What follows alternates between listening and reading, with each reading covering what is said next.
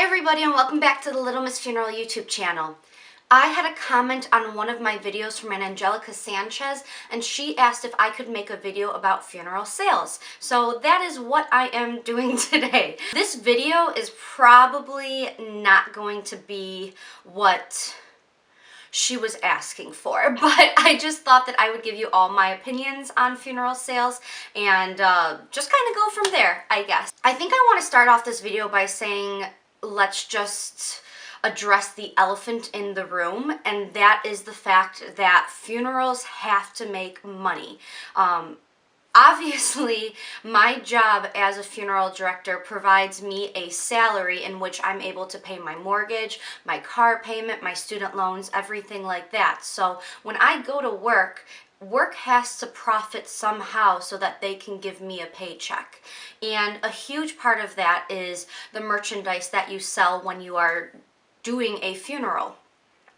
Now, back in the day, I say back in the day, even though it still happens to this day, the most important sale that you could make when you were a funeral director was the sale of the casket. That was kind of your big ticket item. So what would happen is you would be sitting down with a family, and then you would take them into the casket showroom, and you would try to sell them the best casket, the most expensive casket that you could, because the more expensive casket that you sold them, the more money that went in your pocket. I have worked for 2 funeral homes in my career, and both funeral homes that I've worked for have been family-run institutions. So I have been lucky in a sense where I, up to this point in my career, have not worked for a corporation in which they put any sort of pressure on me to sell a certain amount of items to the families that I serve. And when I say I haven't worked for a corporation that puts a lot of pressure on me, I just want to make something very clear. There are a lot of funeral homes out there, corporations included, where the more that you sell as a funeral director, the more bonuses you receive or the more pay that you receive. So it's not that it's putting pressure on you per se, but a lot of times it's just that added fire beneath you as a funeral director to try to sell, because once again, we all have families that we have to support, and we all have bills that we have to pay. So money's a good thing, right? Nobody does anything in this world for free.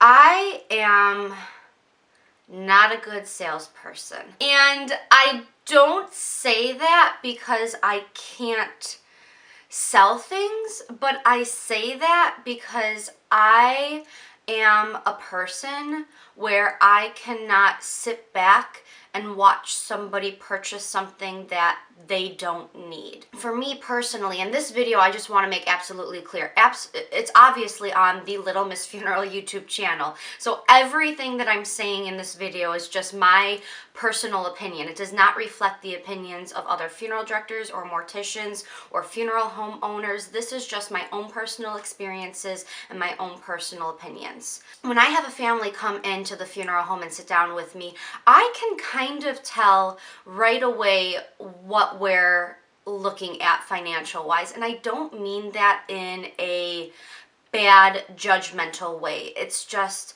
people present themselves differently, and a lot of times people present themselves differently based on the lifestyles that they are living. So for instance, when a family's walking into the funeral home, if they're all arriving in Cadillacs and they are dressed in designer clothes, I, looking at them, can kind of tell that somebody probably has a little bit of money within that family. Now, if a family pulls up in a car that's a little bit more beat up, in a little bit more generic clothes, you know, you're looking at them, that's a family that is, you know, someone that probably struggles a little bit more financially just because they don't have those higher quality items, at least from my first interaction with them. Now, if I'm going to be sitting down with a family and if they come in with a vehicle that's completely rusted, and I can just kind of tell by their appearance, and this is a very judgmental statement, but it's the truth as well. If they're coming in and they look like they don't have a lot of money, I'm not going to be sitting there trying to sell them a $12,000 funeral. As a funeral director, it's my job to give them all of the information that they need so that they can make an educated decision to purchase the items that they can financially afford to honor the life of their loved one. Whether or not that's a direct cremation or a burial that's going to be with just your entry-level items. For me, I can't go to sleep at night pushing a higher product on a family that I know cannot afford it. Basically, at the funeral home where I currently am employed, we have a physical casket showroom, which I know is a little bit rare for a lot of funeral homes out there because some people will sell caskets through magazines or through like computer screens. They'll be able to flip through and show families merchandise that way because they can show them many more options than if you were to just have physical caskets in a room. But the funeral home where I work, that's what we do. So we have about 12 to 15 caskets in the showroom, full caskets, so people can come in and touch them and look at them, lay an outfit in them if they would like. And all of the caskets that we have available are very affordable caskets in the grand scheme of things. Now, caskets aren't affordable by that sense of the word because they start off normally with, you know, $1,000 or more, and they just go up from there. And honestly, who has just, you know, $1,000 laying around that they can drop on a casket when they need? But like I was saying, in the grand scheme of caskets and their price points, we have more affordable options for families. So when I walk into the casket showroom with a family, the way that we have everything labeled, you know, the price points are directly on the caskets, and they get a casket price list right away as well with all of those listed below so that they can just walk around and kind of look at everything. I'll go in with them and I'll explain the options. I'll explain the difference between a gasketed casket, a non-gasketed casket, gauges, if it's a metal casket. I'll explain all of those things up front. But then what I like to do is just take a step back and let the family walk around the room. 9 times out of 10, they are going to hone in on one casket for one reason or another. Maybe it's the deceased's favorite color, or they just like how the back panel looks in it. But typically a family will walk in and they'll already know what they want to purchase. That makes my job super easy because I don't have to be a salesperson at all. My whole philosophy with funeral sales is if you are being honest with a family, and if you're not trying to push them to purchase something that they don't need, they're going to realize that, and they're going to respect that, and they're going to trust you a whole lot more. Nobody wants to feel like they're being pushed into purchasing something, especially when they're going through the loss of somebody. For me personally, I would rather just give the families I'm serving all of the information for the merchandise that they're going to be purchasing, and I would rather just let them make a decision that works best for them. And if they choose the least expensive casket, they choose the least expensive casket. For myself personally, at the end of the day, it's not going to affect me at all because I don't make any more money with the merchandise that I sell. So that's something that I'm kind of lucky with because I'm not working for a funeral home that really pushes sales. And I know that I'm very lucky with regards to that. I know there are a lot of funeral directors who might be watching this and, you know, they're thinking, well, if I sell something better, I can make more money and that helps me out financially. And I totally understand that.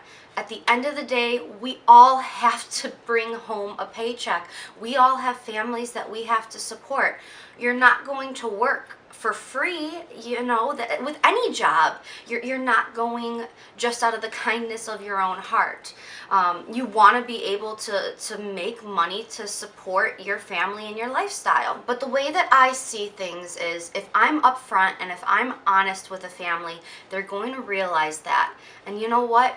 A couple months from now or a couple of years from now, when they lose somebody else in their family that they love, they're going to remember that I treated them not as a salesperson, but as a human being, and just giving them the information that they need.